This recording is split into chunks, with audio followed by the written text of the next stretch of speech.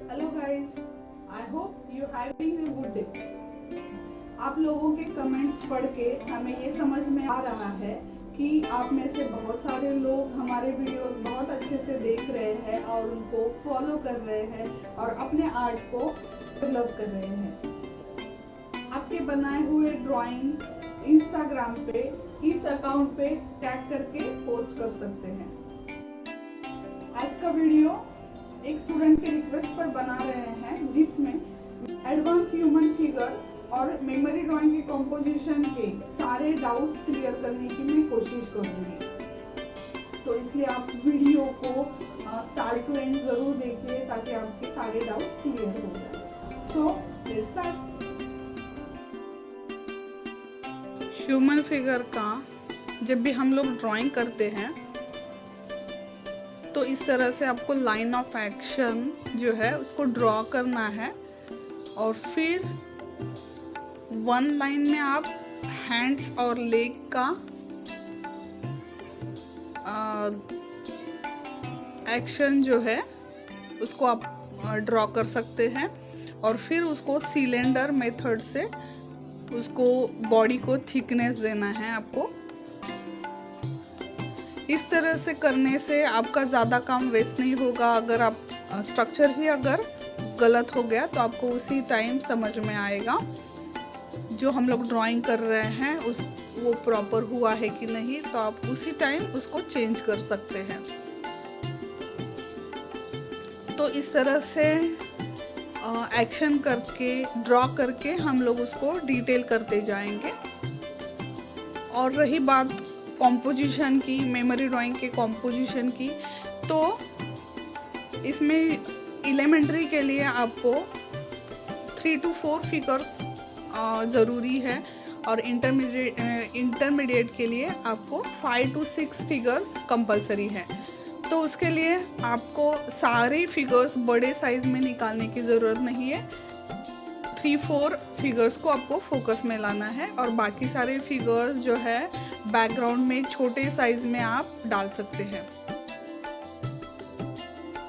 तो इस तरह से मैंने मेमोरी ड्राइंग के लिए न्यूज़पेपर के और मैगजीन्स के जो स्पोर्ट्स के पिक्चर्स आते हैं उनको मैंने रेफ़र किया है। तो आप भी इस तरह से रेफरेंस लेके काम कर सकते हैं जब आप प्रैक्टिस कर रहे हैं या कोई भी टॉपिक को आपको करना है। रेफरेंसेस हमें नहीं मिलते हैं तो फैमिली के फ़ोटो भी आप रेफरेंस के लिए यूज़ कर सकते हैं।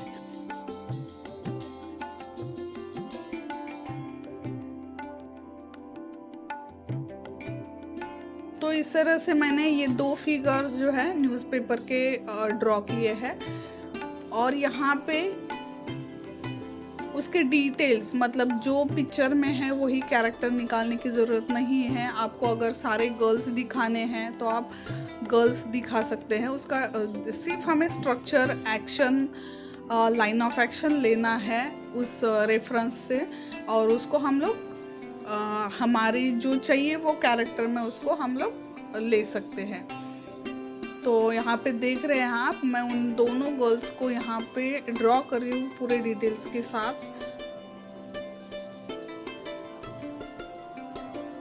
तो इस तरह से आप धीरे धीरे उसको डिटेल्स कर सकते हैं। आप ज़्यादा प्रैक्टिस करोगे मेमोरी ड्राइंग का तो आप वन लाइन स्ट्रक्चर पे ही ड्रेसिंग का और फाइनल काम कर सकते हैं। उससे आपका टाइम सेव होगा क्योंकि इंटरमीडिएट और एलिमेंट्री में मेमोरी ड्राइंग के लिए सिर्फ 2 आवर्स टाइम रहता है।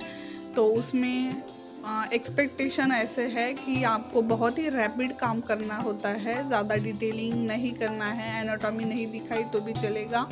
शूज़ के डिटेल जैसे कि हैंड्स के गेस्चर्स, फेस के एक्सप्रेशन, इनकी ज़रूरत नहीं होती है। तो रफली ड्राइंग करके आप उसको डायरेक्टली फाइनल बना सकते हैं या अगर आपके पास परमानेंट मार्कर है या परमानेंट जेल पेन है तो आप उसको डायरेक्टली बॉर्डर करते वक्त ही उसके डिटेल्स डाल सकते हैं।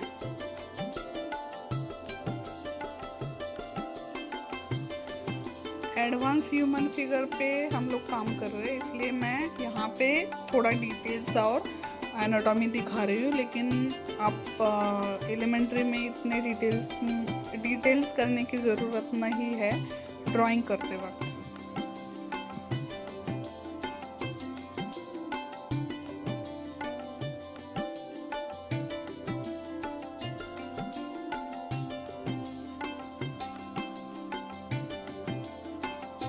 तो देखिए मैं यहाँ पे आपको दिखा रही हूँ फिर से कि रेफरेंस लिया बास्केटबॉल का, उसको मैंने गर्ल बना दिया है।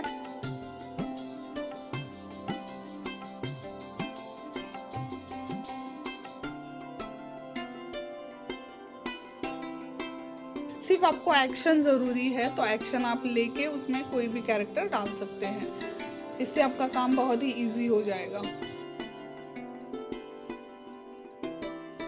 इसी फिगर्स को एक पेज पे कंपोज करके मैंने ये मेमोरी ड्राइंग का कंपोजिशन बनाया है। देखो सारे फिगर्स एक दूसरे से अटैच दिख रही है और प्रोपोर्शनेट फिगर ड्रॉ की है। कंटिन्यूटी चाहिए एक दूसरे से फिगर की, वो एक ही बॉल के पीछे भाग रहे हैं, मतलब उनको उसी डायरेक्शन में आपको दिखाना है, तभी वो सब्जेक्ट जो है ज़्यादा क्लियर हो जाएगा। अब हम लोग कलरिंग वाटर कलर में क्यों करते हैं? एक स्टूडेंट ने मुझे ऐसे भी पूछा था कि पोस्टर कलर में हम लोग मेमोरी ड्राइंग कलर कर सकते हैं क्या? तो इसका जो है आंसर मेरे पास ये रहेगा कि वाटर कलर में आप जब कलरिंग करते हो तो आपका फास्ट काम हो जाता है। पोस्टर कलर में आपको बहुत ज़्यादा कलर शेड्स मिक्स करना पड़ता है, ओपेक कलर देना पड़ता है, उसकी फिनिशिंग की तरफ ध्यान देना पड़ता है। तो उससे अच्छा है कि वाटर कलर में आपका बहुत ही फास्ट काम हो जाता है, बहुत ही ट्रांसपेरेंट एप्लीकेशन रखना पड़ता है, कलर को आपको ट्रांसपेरेंट यूज़ करना है और उसका टेक्सचर भी अगर छूट जाता है, मतलब आप उसमें फिनिशिंग करते नहीं रहना है, जो भी टेक्सचर उस वाटर कलर का छूट जाता है वो अच्छा रिजल्ट लाता है एक्चुअली। तो इसलिए मैं आपको ऐसे बोलूँगी कि 2 आवर्स का अगर ये मेमोरी ड्राइंग का टॉपिक आपको कंप्लीट करना है तो वाटर कलर सबसे बेस्ट इसके लिए ऑप्शन है, जिसमें काफ़ी फास्ट आपका काम हो जाएगा। आप देख रहे हैं कि बैकग्राउंड को मैं ज़्यादा इम्पोर्टेंस नहीं दे रही हूँ, क्योंकि सब्जेक्ट जो है हॉकी मैच है, तो सिर्फ उन प्लेयर्स को मैं फोकस कर रही हूँ। बैकग्राउंड में मैंने एकदम ही ट्रांसपेरेंट फिलअप किया है और ग्राउंड करते वक्त मैंने पेपर को उल्टा रखा है, क्योंकि हमें डार्क टू लाइट उसका वॉश देना है।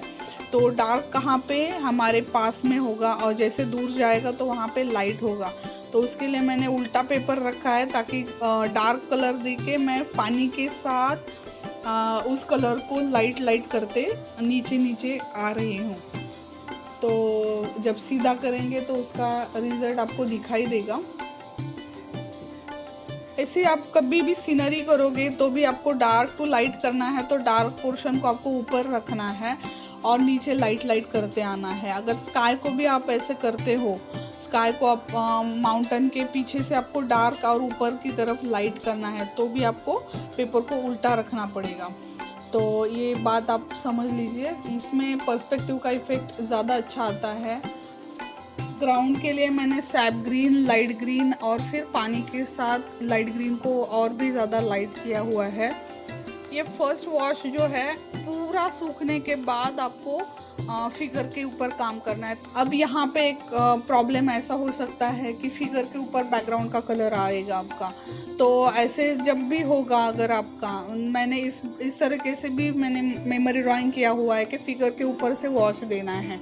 तो उसके बाद मैं क्या करती हूँ कि पोस्टर कलर के साथ फिगर को कलर करती हूँ, तब उसका मतलब जो ओपेक कलर, पोस्टर कलर जो है ओपेक कलर है, तो उससे कुछ फ़र्क नहीं पड़ता है। अगर फिगर के ऊपर ग्रीन कलर आ जाता है तो कोई प्रॉब्लम नहीं होती है, क्योंकि वो पोस्टर कलर जो है थिक होता है। तो यहाँ पे हमने फिगर को छोड़ के बैकग्राउंड को वॉश किया है, बैकग्राउंड का वॉश दिया हुआ है, तो इसलिए ज़्यादा दिक्कत नहीं आएगी।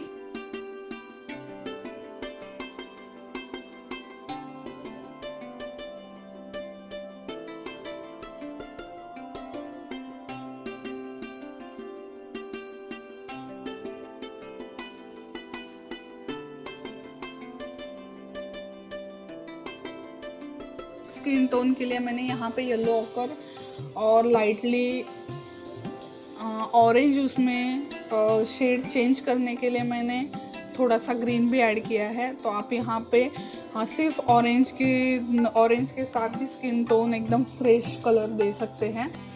तो वेरिएशन अगर आपको स्किन टोन में दिखाना है तो आप उसमें लाइटली ब्राउन, ऑरेंज में लाइटली ब्राउन या थोड़ा सा येलो ऑकर ऐसे मिक्स करके आप स्किन टोन के वेरिएशन ला सकते हैं।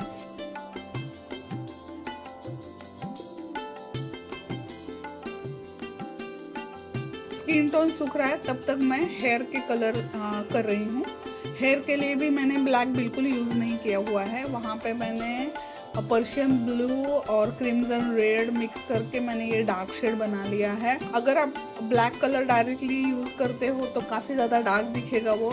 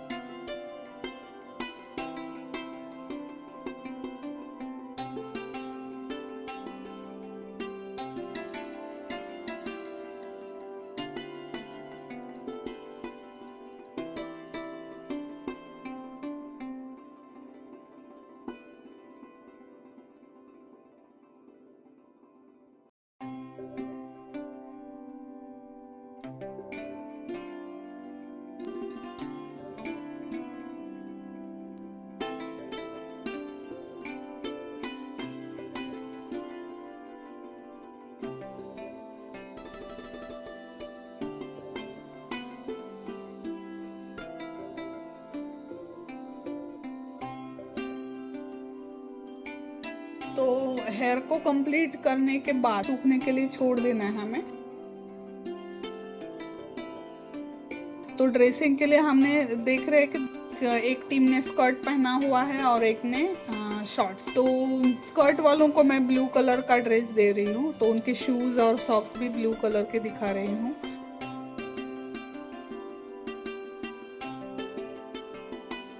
तो इस तरह से आपको एक प्लेन जो है टोन, मीडियम टोन आपको देना है। और फिगर कलर करते वक्त आपको ये ध्यान रखना है कि बैकग्राउंड से आपके फिगर्स ज़्यादा डार्क होने चाहिए। मतलब कि अगर आपका बैकग्राउंड लाइट कलर में है तो मिडल कलर से आपके फिगर्स कलर होना स्टार्ट होने चाहिए।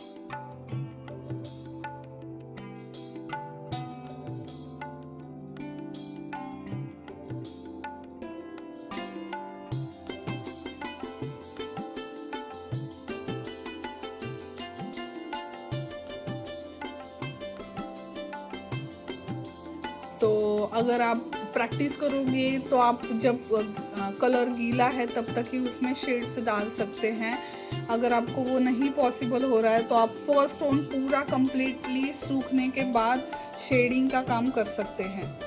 तो देखिए मैं दिखा रही हूँ यहाँ पे, अगर कलर वेट है तो उस पर शेड कैसे दिखाना है। तो ये धीरे धीरे मर्ज हो जाते हैं और वो अच्छा रिजल्ट लाते हैं। तो इस तरह का भी आप काम कर सकते हैं, लेकिन ज़्यादा एक्स्ट्रा कलर है तो वो आपको ब्रश के साथ ही निकाल देना है और फिर सेकेंड टोन का काम करना है।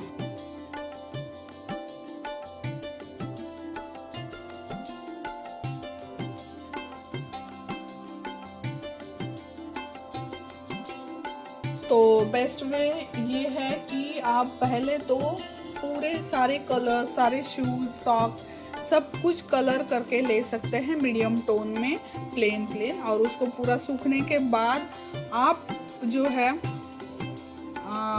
सेकेंड काम मतलब शेडिंग का काम कर सकते हैं।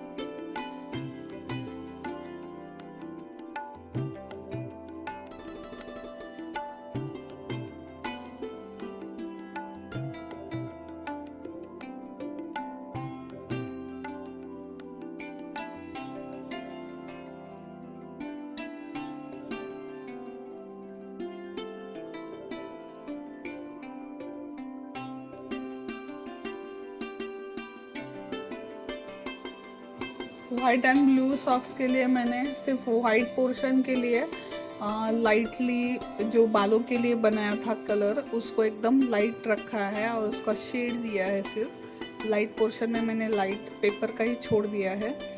और इस तरह से आपको डिटेल्स करते जाना है। जब तक ये बॉडी का कलर सूख रहा है तब तक मैं शूज़, उनके स्टिक्स और सॉक्स वगैरह ये सब डिटेलिंग कर रही हूँ।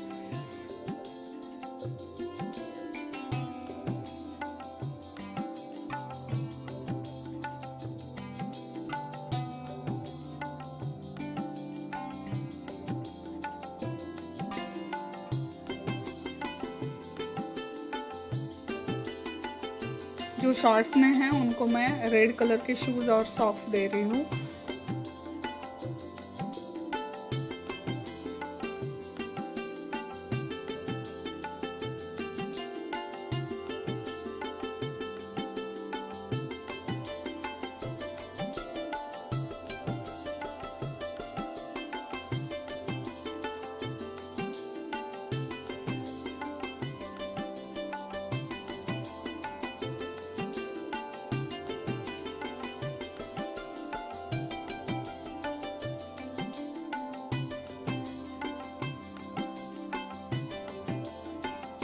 आपको ये देखना है कि सारे फिगर्स को एक ही साइड से लाइट आना चाहिए और एक ही साइड से शेड। कभी भी ऐसा नहीं होगा मेमोरी ड्राइंग में भी और सीनरी में भी कि और ऑब्जेक्ट ड्राइंग में भी कि अलग अलग ऑब्जेक्ट के ऊपर अलग अलग साइड से शेड।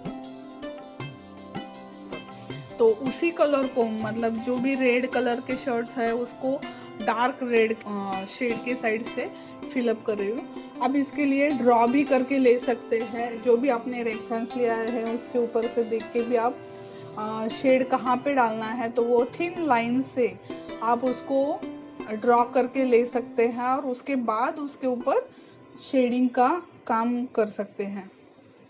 ये ज़्यादा इजी रहेगा। स्टार्टिंग में आप ऐसे इस तरह से कर सकते हैं। प्रैक्टिस के बाद आप समझ जाओगे कि कैसे रहता है शेड एंड लाइट।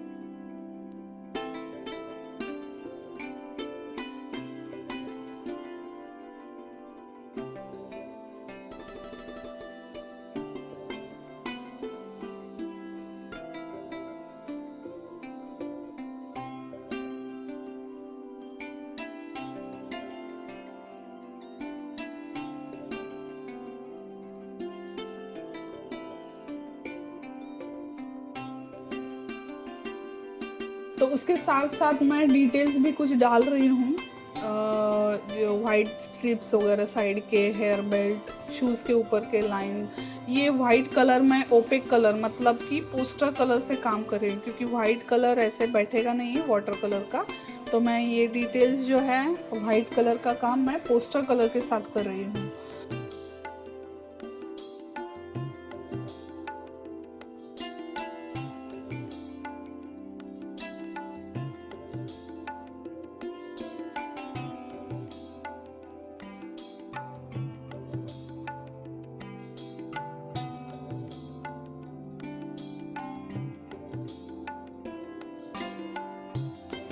देखिए हेयर में भी मैंने एक साइड से शेड का काम किया हुआ है।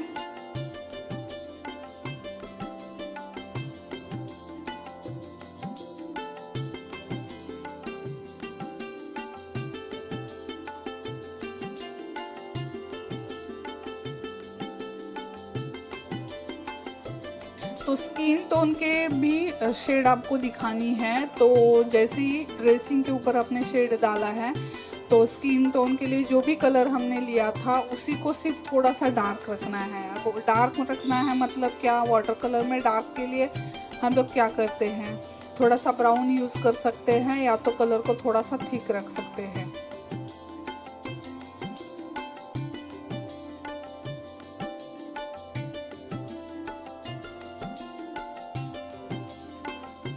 आप पेंसिल से ड्रॉ करके फिर उसमें फिलअप कर सकते हैं तो ज़्यादा अच्छा रहेगा आपके लिए। इस तरह से सारे स्किन टोन के ऊपर हमें शेड का काम कर लेना है।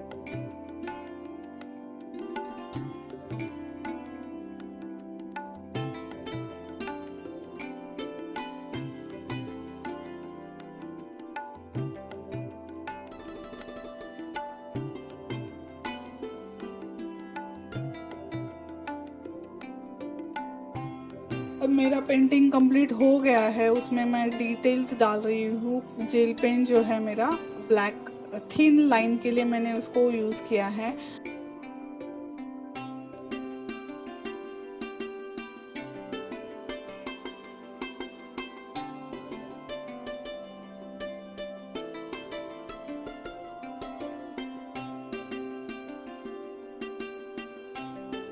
अब हमें ये ध्यान रखना है कि जितना एफर्ट्स हमने ड्राइंग के लिए डाले थे उतना ही डिटेल्स में हमें बॉर्डर करते वक्त भी ध्यान देके करना है, क्योंकि जितना मेहनत हमने की थी ड्राइंग में तो वो बॉर्डर करते वक्त जानी नहीं चाहिए। वो ड्राइंग जो है हमें प्रॉपर ही दिखाना है, उसके फोल्ड्स वगैरह जो भी डालना है, कौन सी लाइन ओवरलैप है, कौन सी हाइड हुई है, तो उसमें आपको फाइनल करते वक्त ध्यान रखना है।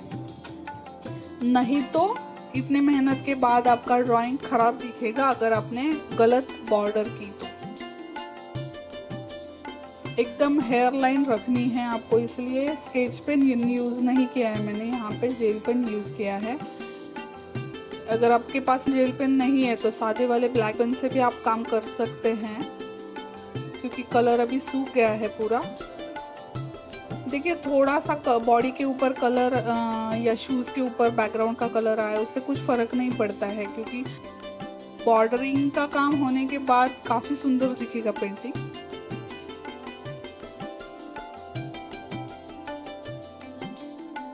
तुम लोग डिटेलिंग करोगे पेन के साथ तो बहुत ही संभाल कर करना है। उसमें लास्ट के 10-15 मिनट आपको आउटलाइन के लिए देना है, बचा के रखना है एक्चुअली।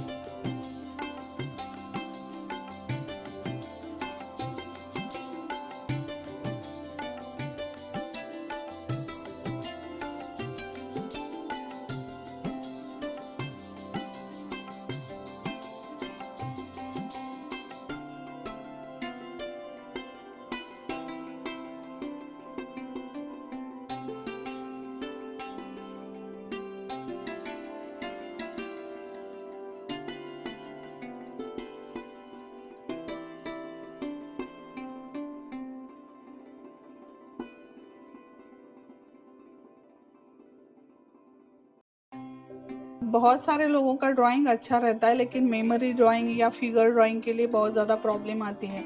तो उसके लिए मैं ये बताना चाहूँगी कि आपको प्रैक्टिस बहुत ज़्यादा करनी है ह्यूमन फिगर की। तो वो कैसे करेंगे? न्यूज़पेपर और मैगजीन में जो भी पिक्चर्स आते हैं, स्पोर्ट्स का पेज रहता है लास्ट वाला, वहाँ से आप, जैसे मैंने पहले स्केचिंग करते वक्त जो बताया है, लाइन ऑफ एक्शन ड्रॉ करना है, उसके ऊपर डिटेल्स डालते जाना है।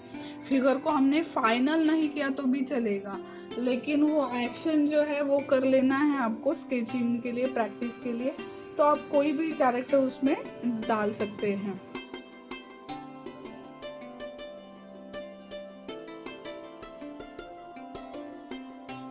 तो इस तरह से आपका मेमोरी ड्राइंग जो है कंप्लीट हो जाता है। काफी सुंदर लग रहा है।